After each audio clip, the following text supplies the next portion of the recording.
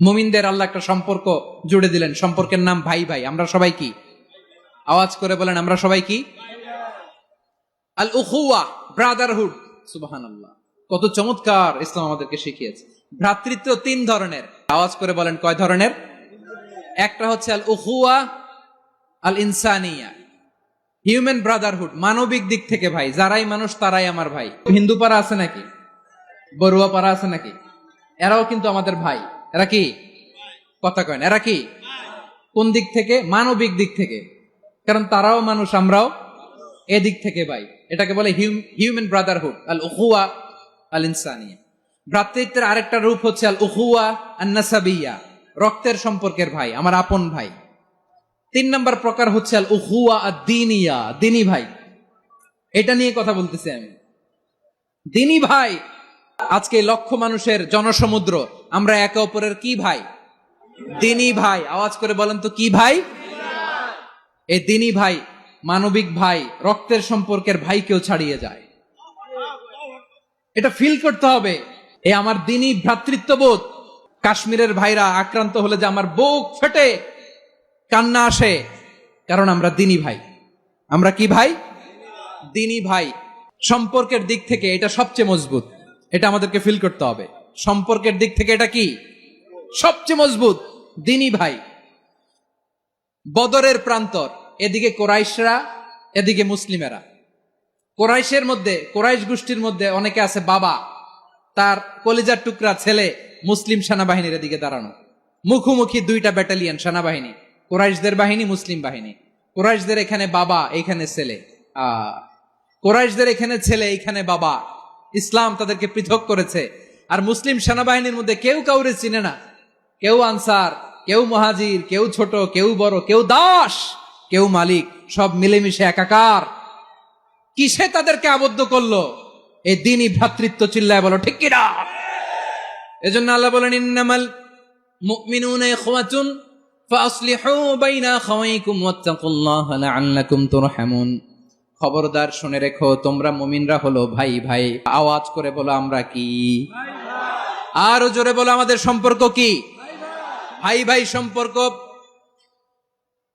ফাসলিহু বাইনা আখাওয়াইকুম, যদি ভাইয়ে ভাইয়ে বিরোধ হয় মজা নিও না।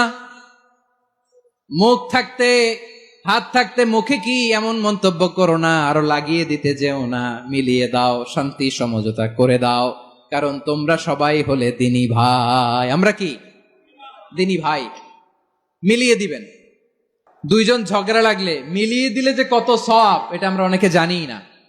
দুইজন ঝগড়া লাগছে, আচ্ছা আপনাদের কোথাও এলাকায় আগুন লাগলে আপনারা কি ঢালেন? পানি। অনেকে ওই জায়গায় তেল ঢালে। এরকম ডাকাইতে আছে না নাই? আগুন নিভানোর জন্য ঢালতে হবে কি? একদল এখানে কি ঢালে? আল্লাহ তাআলা এরকম মাইন্ডসেটের, মানসিকতার হওয়া থেকে আমাদেরকে তুমি বাঁচাও। ঝগড়া লাগলে মিলিয়ে দিবেন। কি করবেন? তিন জায়গায় প্রয়োজনে মিথ্যা বলা যায়। কয় জায়গায় মিথ্যা বলতে? তাওরিয়া, মানে কথা একটু ঘুরিয়ে বলবেন। এক নাম্বার, আপনার ওয়াইফকে খুশি করার জন্য, সে একটু এরকম না বলে একটু কৌশল করে বললে খুশি হবে, ওটা বলা যায়। দুই নাম্বার, জীবন মরণের ব্যাপার, জান বাঁচানোর জন্য একটু কৌশল করে ঘুরিয়ে বললেন, এটা জায়েজ। তিন নাম্বার, দুইজন ঝগড়া লাগছে, তাদেরকে মিলিয়ে দেওয়ার জন্য কৌশল করে একটু মিথ্যা বলা, ঘুরিয়ে বলা জায়েজ। দুইজনের মধ্যে দেখলেন যে সম্পর্ক খারাপ, তো একজনরে বললেন, ভাই সে তো ওই দিন আপনার ব্যাপারে অনেক প্রশংসা। কি আমার ব্যাপারে প্রশংসা? তার সাথে তো আমার মারাত্মক সম্পর্ক। কি বললো? এই বললো আপনি নাকি এই করছেন, ওই করছেন, অনেক প্রশংসা। লোকটার মন খুশি হয়ে যাবে তার ব্যাপারে, ঠিক কিনা? আবার তার সাথে যার ঝগড়া, ওরে যে বলবেন, ভাই ওই দিন তো সে আপনার অনেক অ্যাপ্রিসিয়েশন করলো, অনেক। সে তো অবাক, কি রে বলে কি? আমার এই যে দুইজনের ব্যাপারে দুইজনের একটু ভালো ভালো কথা বলে দিচ্ছেন, একদিন দেখবেন রাস্তা দিয়ে হাঁটার সময় একে অপরকে সালাম দিয়ে ফেলছে, সালাম দিয়ে বুকে জড়ায় ধরছে, আছে না নাই? আবার মিলমিশ হয়ে গেছে। কিন্তু আমাদের স্বভাব হইলো, দুই প্রতিবেশী যদি একসাথে বসে একসাথে হাঁটে, দূর থেকে দেখলে আমাদের জলে, আছে না নাই? ঘটনা কি? এই দুইটার মধ্যে এত মিল কে? এই দুইটার মধ্যে গিরিঙ্গি লাগানো যায় কিভাবে? হ্যাঁ, এই বন্ধুত্ব, ফ্রেন্ডশিপ নষ্ট করা যায় কিভাবে? এরকম মানসিকতা সবার না, আমাদের অনেকের মধ্যে আছে না নাই? আল্লাহর কাছে তওবা করেন, এই মানসিকতার যেন আমরা না হই। আমরা মিলিয়ে দিব। কানগুলো খরগোশের কানের মতো খাড়া করে শুনুন ভাইরা। বিশ্বনবী বলেন, আলা উখবিরুকুম বিআফদাল দারাজা, আলা উখবিরুকুম বিআফদাল মিন দারাজাতিস সিয়ামি ওয়াস সালাতি ওয়াস সাদাকা। হে আমার উম্মতেরা, নামাজ, রোজা, দান, দেখেন নামাজ, রোজা, দানের চেয়েও বড় কোন শ্রেষ্ঠ ইবাদতের কথা আমি কি তোমাদের বলবো না? সাহাবারা তো অবাক, বলে কি নামাজের চেয়ে বড় ইবাদত, রোজার চেয়ে বড়, দান করার চেয়ে বড় ইবাদত? সাহাবীরা বললেন বালা ইয়া রাসূলুল্লাহ, নবী বলেন। বিশ্বনবী বললেন নামাজের চেয়েও বড়, রোজার চেয়েও বড়, যাকাতের চেয়েও বড়, সাদাকার চেয়েও বড় একটা ইবাদত আছে, আমি কি তোমাদের বলবো না? সাহাবারা বললেন ইয়া রাসূলুল্লাহ, বালা অবশ্যই বলবেন, সেটা কি? বিশ্বনবী বললেন ইসলাহু যাতিল বাইন। দুইজন যখন ঝগড়া লেগেছে, তোমার দুই ভাই যখন ঝগড়া লেগেছে, এই দুইজনের মধ্যে বিরোধ মিটিয়ে মীমাংসা করে দেয়া হচ্ছে সবচাইতে সেরা কাজ। দুইজন ঝগড়া লাগছে, ইসলাহু যাতিল বাইন, দুইজনের মধ্যে মিলিয়ে দেয়া, এটা নামাজ, রোজা, সাদাকার চেয়ে বেশি সওয়াব। সুবহানাল্লাহ, এত আস্তে। ওয়াত্তাকুল্লাহ ওয়া আসলিহু যাতা বাইনিকুম, সূরা আনফাল। আল্লাহ বলেন আল্লাহরে ভয় করো, ঝগড়া লাগলে মজা নিও না। ওয়াত্তাকুল্লাহ, আল্লাহরে ভয় করো, ফাসলিহু যাতা বাইনিকুম, মিলিয়ে দিও। তাহলে আমরা মিলায়ে দিব, রাজি আছেন তো? তাহলে আমরা এক উম্মাহ, এক উৎস থেকে এসেছি, এক দেহ এক প্রাণ, আমাদের সম্পর্ক বড় মজবুত, সীসাঢালা প্রাচীরের মতো, কেউ টলাতে পারে না, কেউ ভাঙতে পারে না, ঠিক কিনা? আবার আমাদের সম্পর্ক হলো ভাই ভাই।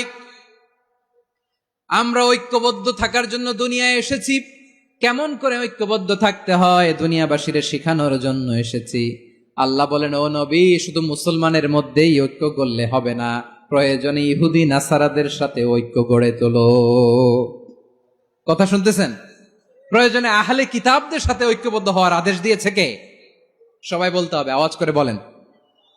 আহলে কিতাব ইহুদি নাসারাদের সাথেও প্রয়োজনে ঐক্যবদ্ধ হওয়ার ঘোষণা দিয়েছে কে? বিশ্বনবী মক্কা থেকে মদিনায় হিজরত করতে গেছেন, ওখানে ইহুদিদের সাথেও কোয়ালিশন করেছেন। সুবহানাল্লাহ পড়বেন না? বনু কাইনুকা, বনু নাদির, বনু কুরাইজা, এই তিনটা দলের সাথে বিশ্বনবী কোয়ালিশন করেছেন একসাথে। কিন্তু তাদের বিশ্বাসঘাতকতার কারণেই তারা বহিষ্কৃত হয়েছে মদিনা থেকে। বিশ্বনবীর এখানে কোনো দোষ নাই, বিশ্বনবী ঐক্যবদ্ধ হতে চেয়েছেন।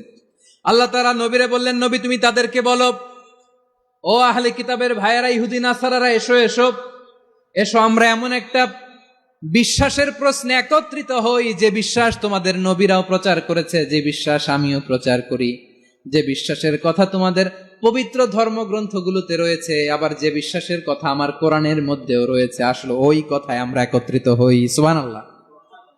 তাহলে ভিন্ন ধর্মী তাদের সাথে যখন আমরা ঐক্য করব, কিসের উপর ঐক্য? একটা কমন ফেইথ, একটা মৌলিক বিশ্বাসের উপর ঐক্য। আল্লাহ তাআলা বলছেন, কুল ইয়া আহলে